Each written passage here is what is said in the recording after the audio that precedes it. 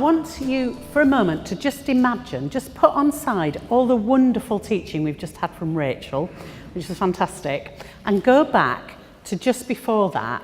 And if I'd said to you, tell me what you know about Jonah, just in your head, think, if I was to think, if I know that next week I'm preaching on Jonah, what do I know about the story? And just for a minute, I'm not going to ask you to share this because we'll be sharing something else very soon. But just what do you remember from Sunday school? What do you remember from the once in about 10 years you might have looked at Jonah as a text? Okay. You'll have your own memories. It might be the word whale rather than big fish, because the sort of myth out there in the world when they talk about Jonah is of a whale. We bring things to a text when we read it. And what I want us to do just for a few minutes is to explore what are the things we bring to a Bible text. Now, I've given you a hint. One of them is what we remember from Sunday school. What are the other things? We're going to write them up. If you want to shout out, what do we bring to a text when we look at it? Experiences. Oh, that's a nice jazzy red. I can't write on a board. I can't write anywhere. So, experiences. Thank you, experiences. Our limited understanding. Limited understanding. What might limit our understanding? Is it 2 T's in limited? 1, thank you. I'm dreadful with that and focused as well. What are the things that might limit our understanding? Knowledge. So, okay. Well, what else do we bring to a text? Personalities. Personalities. You certainly do. It's all right, everyone else. I'm only that rude to Nigel. You're all safe. Because she loves me. What's going on at that time? What's going on? So context. What's occurring, as they say in Thingy and Stacey. What is it? Gavin, not Kevin. Gavin and Stacey. Context. What's happening? So it was interesting when Rachel was talking and we picked up on that thing about migration, how my mind immediately, the subtext for me was Windrush and what's been going on with that, and how what is going on around us affects our reading. There's a saying in biblical studies about, in one branch of biblical studies, about the author is dead. So often when we read a text, it's not the author's voice we're hearing, it's all kinds of voices, the voices of our experiences, the limit of our knowledge, whatever the sources of that limit is, who we are, what's happening in the world. What else might we bring? Sorry? Culture. So how might that play out when we look at a Bible text? We're in a colonial capital. Right. We're in, you might say, Nineveh. Okay. Does that pick up on the culture, or is that a separate thread? Context.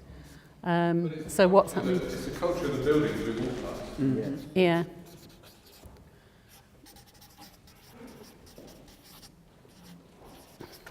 And the statues. I'm feeling. Some of them are people that wage war. Yeah.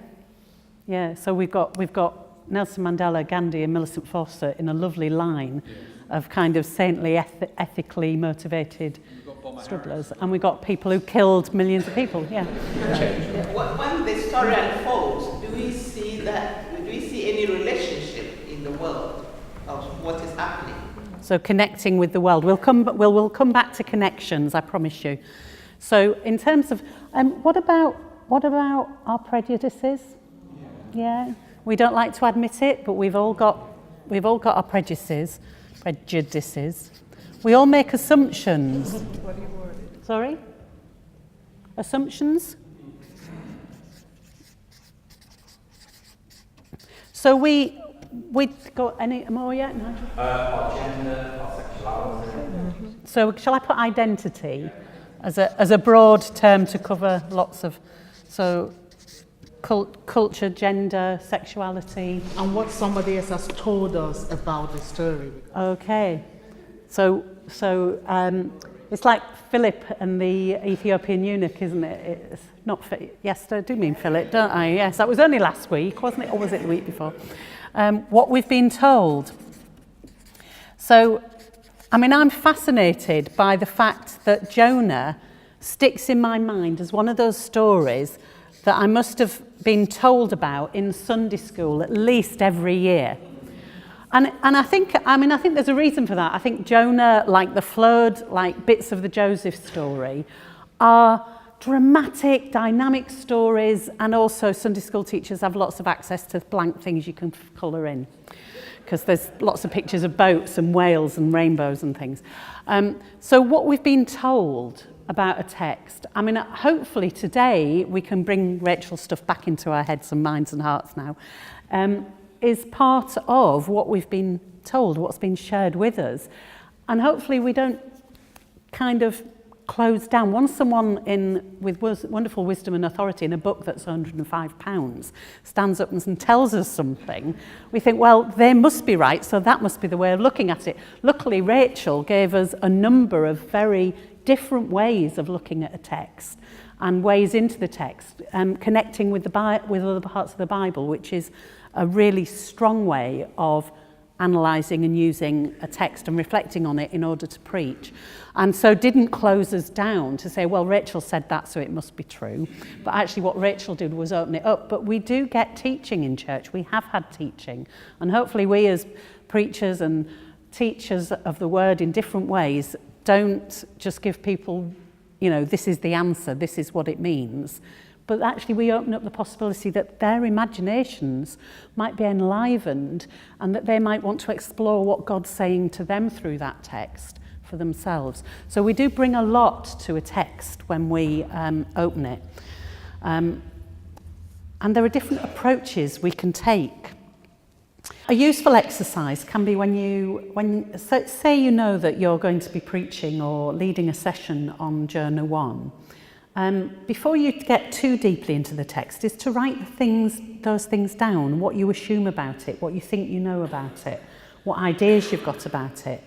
And then, I'm going to use this phrase a number of times, read the text. Read the text.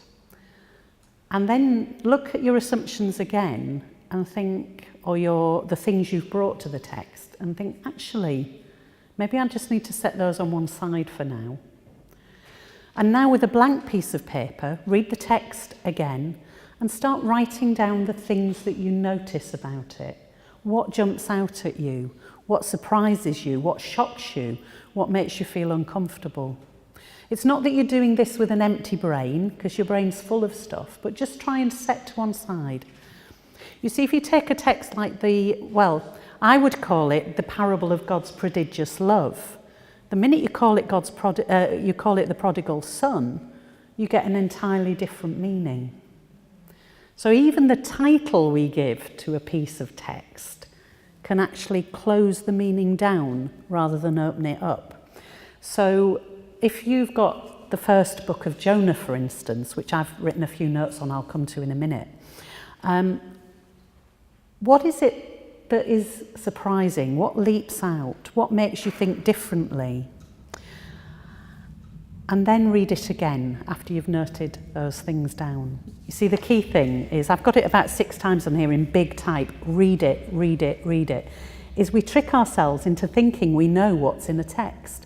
I've done that before. I've even read a text, done some notes, written my sermon, got to the point in church, and then the person's read it out and I thought, oh rats, I've got that the wrong way round. Luckily God's given me a gift with extemporary preaching, or as Nigel would say, making it up as I go along, and I can usually rescue it. But really pay close attention to the text. Then ask yourself some of those questions that we should all ask when we're dealing with Scripture. Where does it sit in the canon? So we've had some of that from Rachel. Where does it sit within the range of the Bible? So you could say, and you're likely to say, that Jonah is prophecy, but actually it has some strong resemblances of other kinds of biblical literature. So there's some wisdom literature about it. There's something of the great mythologies within the Bible. those big stories. We've talked about the flood, the creation, you know, that sense of God's incredibly directive and direct action in the world. And think about what it connects to, but think about what it contrasts with. Because it's interesting, it does connect with Ruth very strongly. It's short, it tells a story, it's got a lovely story arc, and I think that's why it gets used a lot in Sunday school, because it's got a beginning and a middle and an end and then another end. But anyway, it's a bit like Lord of the Rings, you can have more than one ending. But actually, it also contrasts very powerfully with Ruth, in that Ruth, God is hardly mentioned at all. God is not an agent in the story of Ruth, other than when Ruth declares her vow of obedience, of following and saying, your God will be my God. That's kind of the only press God really gets in Ruth, the book of Ruth. So you can contrast with Jonah, which is a kind of adventure story. You know, it's St. Paul going out and getting shipwrecked. There's a huge amount of action going on, with actually the very calm story of Ruth, which is less spectacular. But you could also see that when Ruth lies down with Boaz, there's a descending and a rising. You can see the more subtle connections. And as well as looking at how it sits in the canon, I guess a question for Christian preachers and Christian Bible study leaders is, how does the story of Jesus Christ sit alongside this? What is there in the arc of the gospel narrative? And so we have the 3 days in the tomb, the 3 days in the heart of the beast. We have water as an incredibly strong symbol. You can't understate how important water is as a symbol, right through from the beginning of the creation narrative, right through to those rivers flowing through the city in Revelation. Water is a really strong thread flowing through the Bible.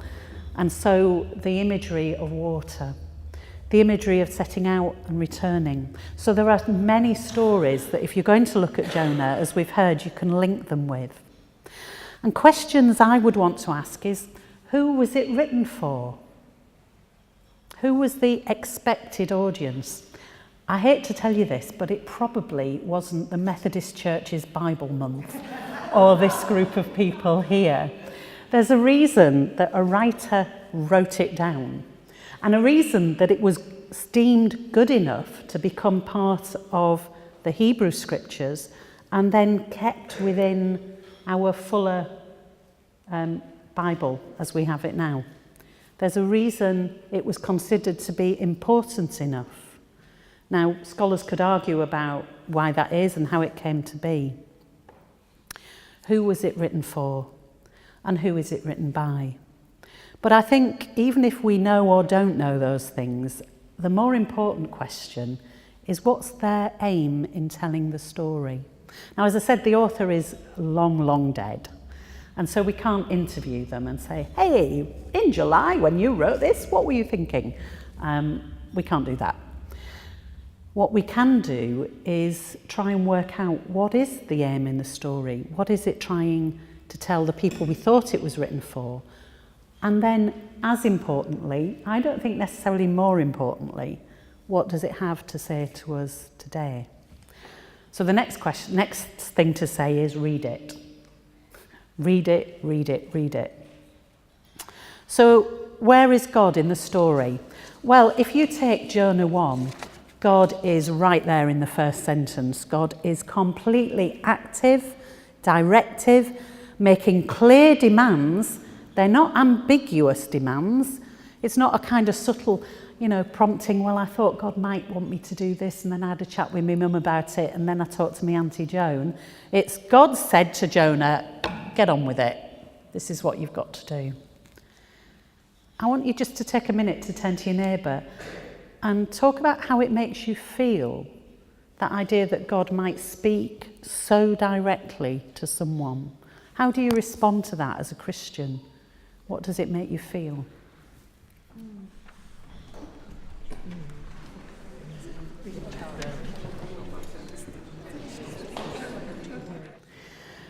So would anyone like to just share what you've been sharing in your conversations about how you react to that idea of God speaking so directly. Anybody? There was lots of buzzing, so hopefully you engaged with it. Yeah, sure. Have we got the microphone, Jonathan? Sorry. Thank you. Gentleman on the front row. Thank you. Yes, if you noticed, I was laughing profusely. My colleague here said, if you tell someone now God has spoken to me, they say, oh, she's hearing something, things now.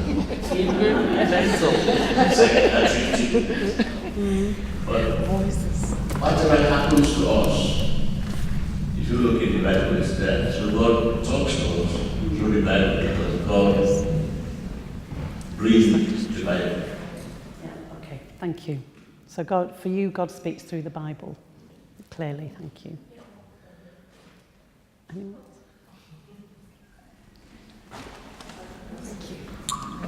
I was talking with my colleague in front here, and we both are local preachers.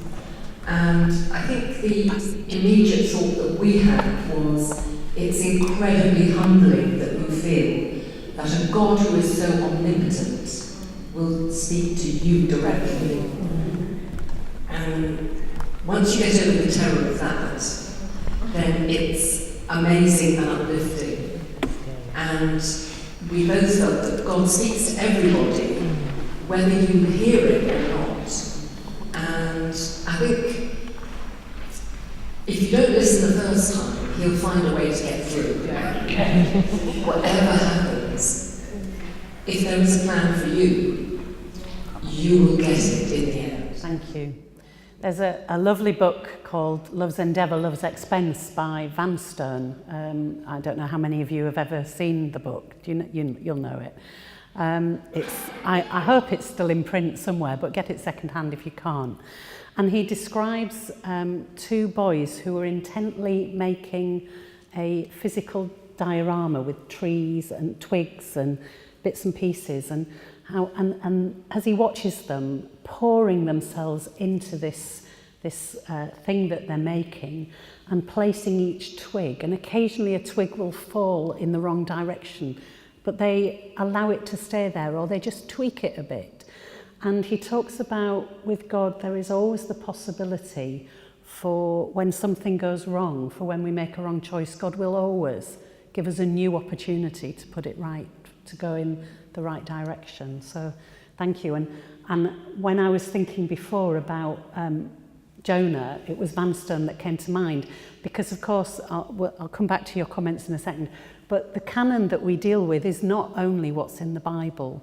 We deal with a canon of Christian writing across 2,000 years, but we also deal with the canon of novels and books and poetry that is out there. And I might ask you towards the end of this session, so you've got time to think about it now, is there a book, a poem, a word that is part of your own canon that perhaps resonates with the story of Jonah? But don't answer that one just now. I'll just get your creative juices going on that.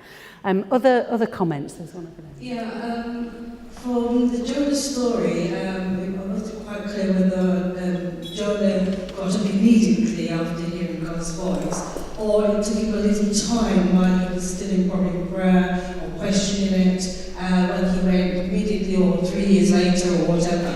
But yes, I think God comes down to meet you where you are. He sees our hearts, and whether or not it's an immediate up and go or over a period of time, I think in between that time, he somehow prepares you for that step forward, and seemingly take you forward to the call he has for you. In that time, you would expect that God is continuously prepares you, whether he takes you somewhere, training you up, or listening more, or whatever. I think Jonah had probably a sense of thirst, probably, from the moment he heard the voice, to the point where he got to the point where he was literally running to it, in a way. But then I think God does that with us as well, whether it's through the Bible or hearing that voice immediately. But then he prepares us for that step, I believe, and then you take Thank you. Well, I mean, it's interesting, of course, because Jonah's response to hearing God's direct voice was to run in the opposite direction. And was there one more? Yeah, we'll make this the last on this little section. Thanks, Elizabeth. Yeah, the story of Jonah reminds me of one day when I was doing street patrol as a street pastor, and it started raining. So I just said, guys, let's go. Why should we be in this rain, looking for people when they have taken that choice? We shouldn't. So, but then later, as we walked along, the story of Jonah came to my mind. Just as when I was thinking like that, I said, but Lord, I'm sure you wouldn't want us to be walking in this rain for these people. They're enjoying themselves. Why should we also sacrifice this dog to be walking to save them? Then the story came on. That the love of God for his people. Me thinking they're enjoying themselves, so I shouldn't also bother. God loves them, and he wants us to reach them with his love, to make them know that despite all that, he is there for them. And after that, some people came to me asking for direction, and then it turned into another conversation about God. So that I can see how God sometimes speaks to us in different forms. So you're taking us on into what for preachers is application and testimony, and how you connect with the story. And we may get a chance to come back to that. We'll see how time goes. But this thing about I very carefully chose the question of how do you feel about the idea of God speaking directly, because many of us don't feel necessarily such a direct experience of God. And when people say to us things like, God told me, we're actually very nervous of that. We're very frightened by it. And it's, and we also have been hurt by people who've used God's authority in a way that is unhelpful. So there's a whole area, just in that first couple of verses of Jonah, there's probably 5 or 6 different directions you could go with that. But one of them is how do we explore what it means for God to speak to us? And some people may be feeling incredibly jealous and thinking, I wish God would speak so clearly to me. I really wish God would speak clearly to me. And we can each give testimony, I guess, to those times when God's message the penny's finally dropped and some things got through, but we haven't necessarily seen the writing on the wall or the very direct voice. And actually, some of us would long for that. Others would be very frightened by it. So there's something there about, even at that level, we make assumptions about what people might think is a good thing or a bad thing. And so exploring, opening up, not closing down, but opening up. What does it mean to live the Christian life? What does it mean to live a life connected with God? How do we respond? And of course we know Jonah's response is unlike the other, and this is another way in which Jonah isn't a classic book of prophecy. Most of the prophets have a bit of a ding-dong with God at the beginning about their unworthiness. Well, Jonah feels either so unworthy or so frightened that he just runs in the opposite direction. And that does make me think of the Millicent Fawcett statue outside. Courage calls to courage everywhere. The courage of an Isaiah who said, I'm not good enough, I can't do this. Or Moses who argued with God, I'm not good enough, I'm not articulate enough. And yet God is able to give them the courage to go beyond that fear, beyond that sense of unworthiness, to do the things that God longs for them to do. So, you're straight into the story. God is direct, active, making demands. They're clear, they're not ambiguous.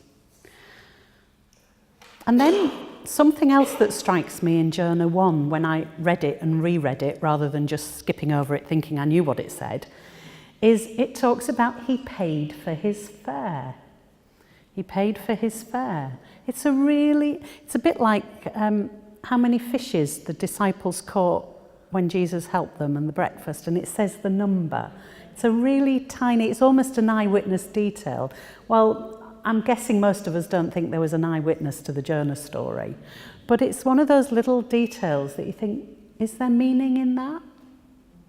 Is there meaning in that he paid for his fare?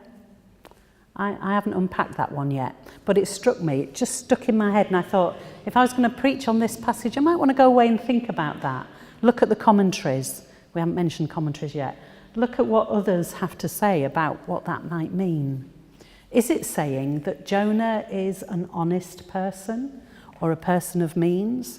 Or is it something about price and sacrifice? And there's a cost to going away from God. There's a cost to going in the wrong direction. Well, he pays other bigger costs in other ways. Because he didn't get it, did he ask for his money back? Did he get a refund as they threw him overboard?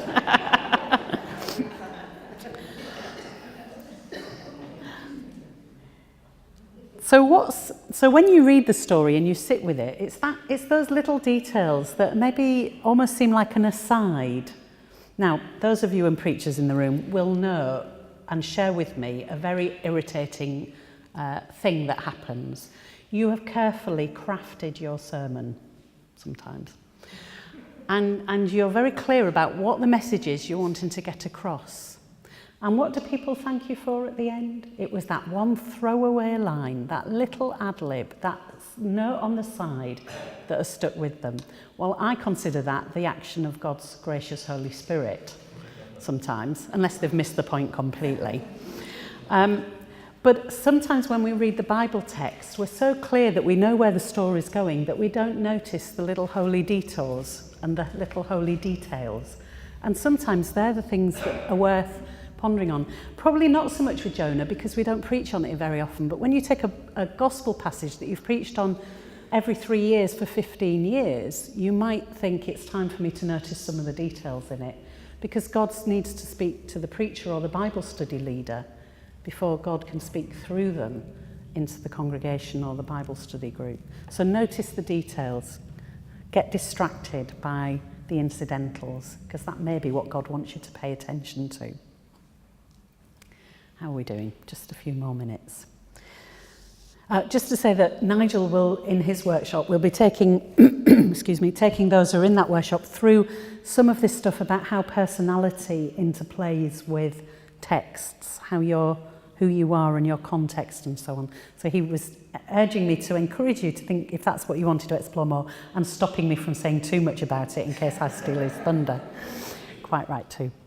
Well, even if we said the same thing, it would be in such a different way that everyone would gain, Nigel. Okay, so what else did I notice? And a very, very quick reading on the train from Derby yesterday of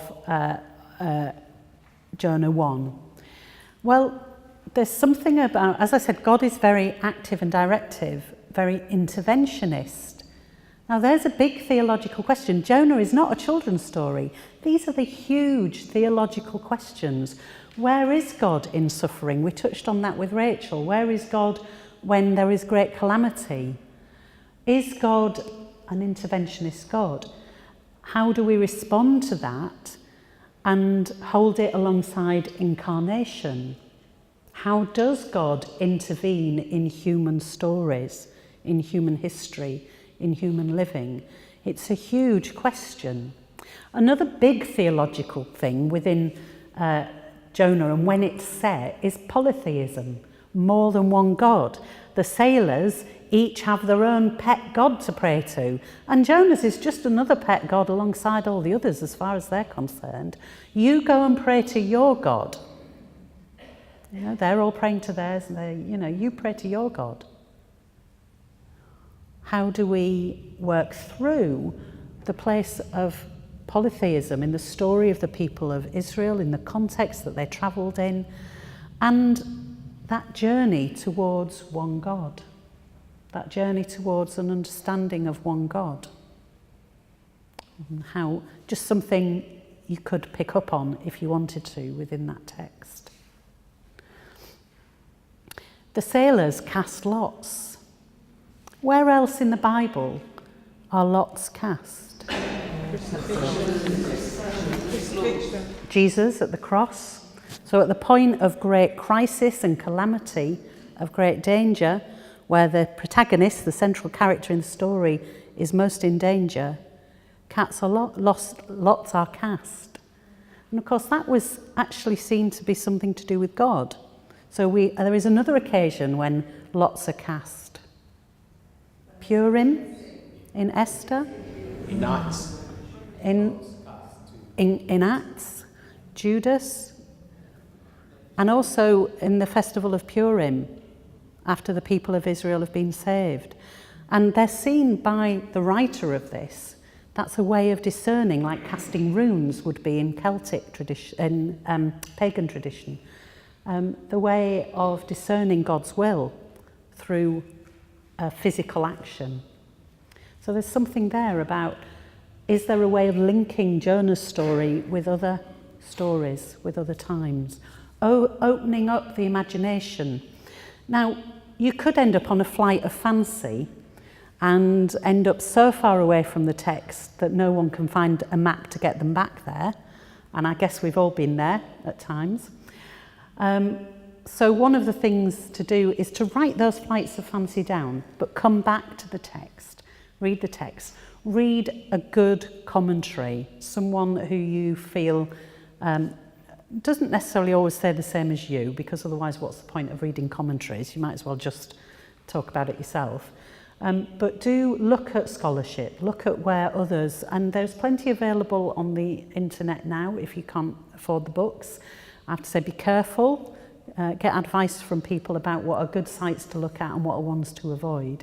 But do come out of your own head for a while and engage with the text in the light of what other people have said about it. So, a couple more minutes. Elizabeth talked about she offered us testimony about how that text related within an experience of her work as a street pastor.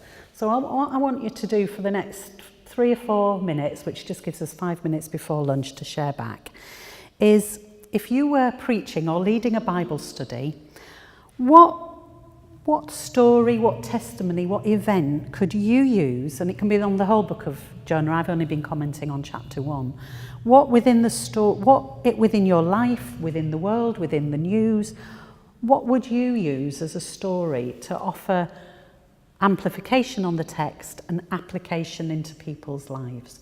What might you use? Have you got a story, a poem, an incident, a testimony? So you've only got 4 or 5 minutes to do that. You talk amongst yourselves first, and then...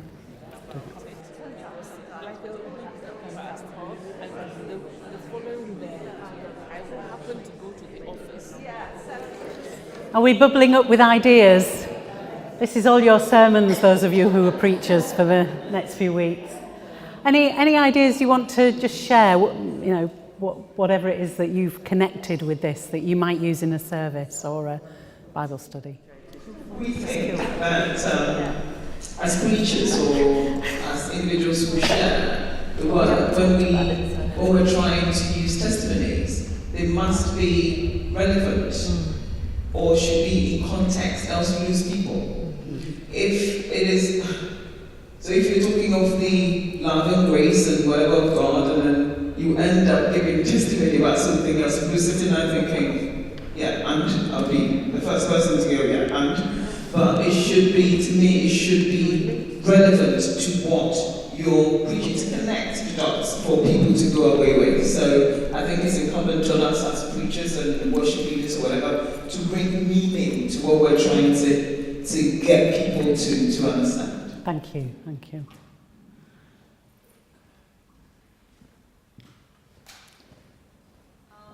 The first time I spoke about the book of Jonah, I had friends that could not connect with me, and then one of them was speaking about the blockbuster Jaws, and she was so excited about how this big fish swallowed people, and I'm like, but that's what I'm trying to say, it can exist. So that for me, that was a real life experience, that some people would rather believe a film than the biblical context, and then on that level we could share and we could relate to our different experiences. Thank you. I mean, there's an interesting question about truth and Jonah. And actually, if you read the Bible Month magazine, Tom Stuckey's got a helpful take on that in terms of where truth as against historical. So it's where there is truth and history. But actually, a film like Jaws, you know, what a gift to the preacher if that comes out, you know, when you're doing Bible month, you know.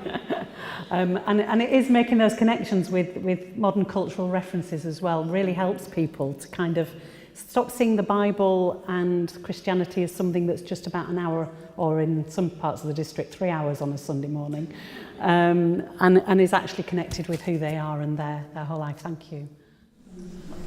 Well, to me, the key verse in Jonah is the verse where it says the king of Nineveh repented. It's a totally absurd idea, a bit like the Samaritan helping the Jewish man on the side of the road. And Jonah was a very sensible person. I would sell my house, I would give him all my money to run away and not go to preach to the king of Nineveh. And I remember in my life I had been very ill, and I had a very hard sort of life years ago.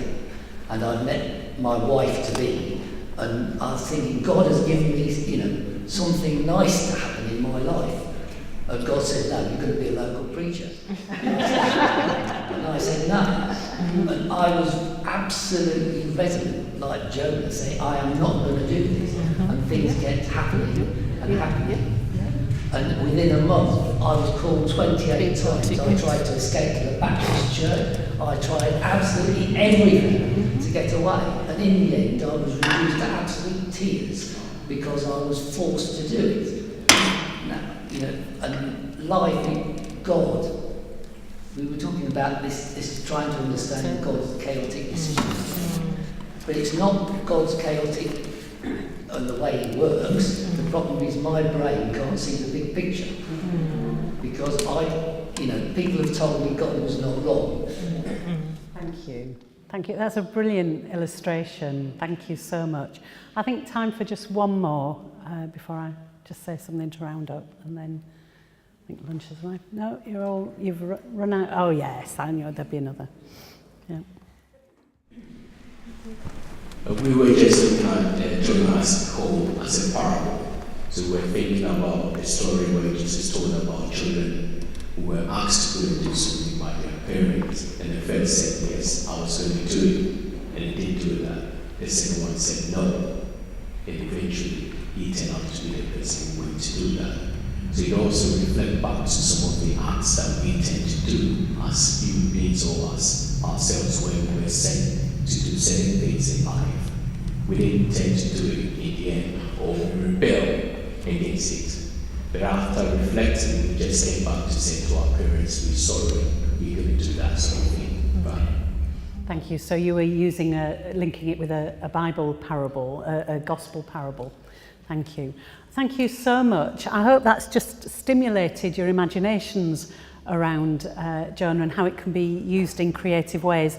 The magazine, the Bible Month magazine, has lots and lots of good resources and notes. So there's so much more we could say, but lunch, I think, has arrived. So we're going to stop there, and I think Jongi is going to maybe help us to say grace. So thank you.